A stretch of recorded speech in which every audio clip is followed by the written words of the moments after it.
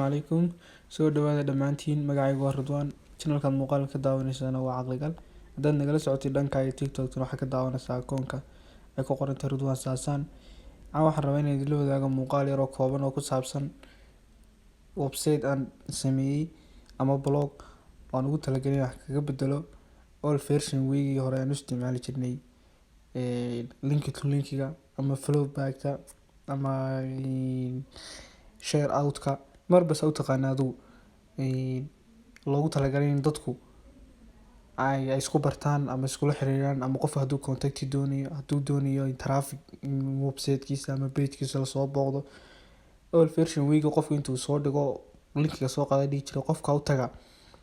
qofkaas kaliya ay ku xirmi jirtay qofka inta u save garaysan ama tusaale fiican waxaa ka ah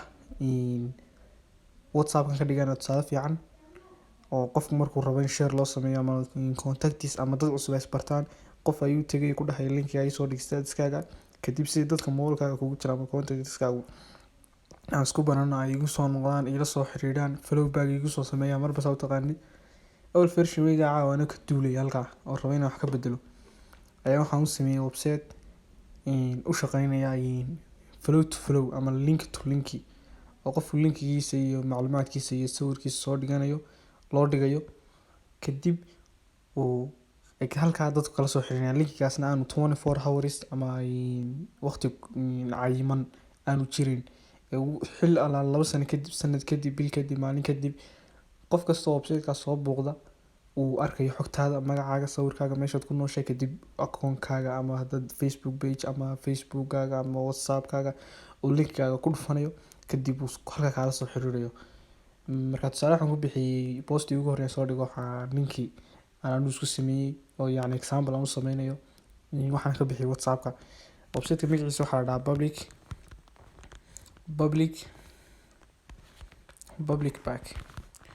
publicback.blogspot.com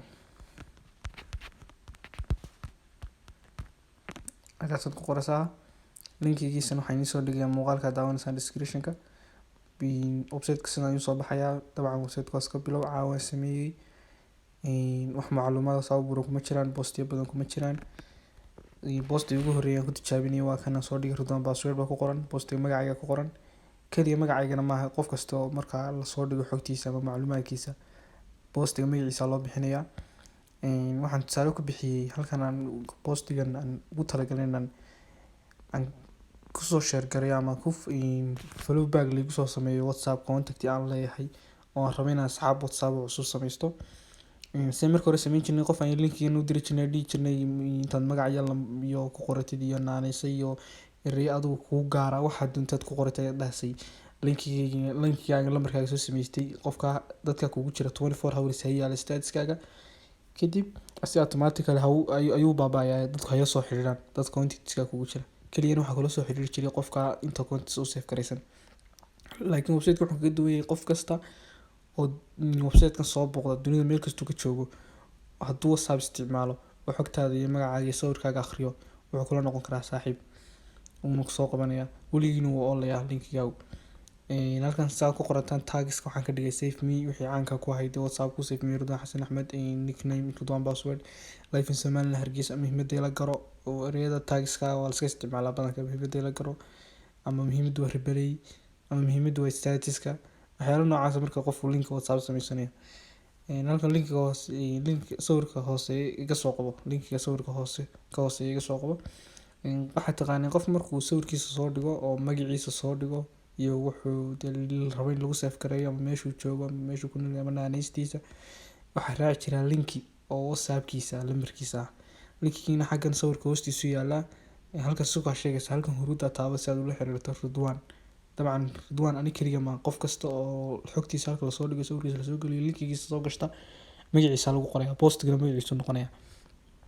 marka halkan huruuda suuqa sheegaysa ayuu qofku waxa ugu dhufanayaa kadib automatically wuxuu u geynayaa WhatsApp-ka WhatsApp touch ID ka furbilay iPhone ba isticmaalaya anu oo tagaya halkaas uu qofkii kala xiriiraya si marka horeba linkiga ugu dhufan jiray dabcan imka waxaan touch ID u taagan waayo diiday in xog muhiim ah video hadii inta badan iga gala mar rabo markii uu soo daayay rabo xog muhiim ah inaad wax laga arkaan diidaya asmi privacy-gayga marka wax dhib ha u arkina linkigaas hadduu qofkaas whatsapp lambar ku isticmaalo wuu toos automatic buu kuu geynayaa website-kan waad soo gali kartaa waad soo booqan kartaa waad tijaabin kartaa website-ku labada maalmood ee u horeeya ayuu free yahay ay free trial laba maalmood ugu horeeya wixii ka dambeeya kaab uu ka fee shubasaasi linkigaaga lagugu soo dhigo ama Facebook ha noqdo ama WhatsApp ha noqdo ama any YouTube ama wuxuu doona rabtiin lagaa soo follow gareeyo ama lagaa soo share out gareeyo weligaana si kugu yaalayn aan kala go' lahayn oo waqti aan loo qabanayn oo marka ugu horeysa one payment aad bixinaysa marka ugu horeysa wixii ka dambeeya kaab uu ka fee shubasa labada cisho free ga qofka hadduu ka soo faa'iideysto sawirkiisa soo diro magaciisa xogtiisa waa loo dhigay si free ah loogu shaqeynayo wixii ka dambeeya kaab uu ka fee shubasa koob ka fee shubasa insha Allah si Soomaalida koob shaad noo shub doonta wax uu buuran noqon doono insha Allah muhiimaduna waa all version week laga soo guro si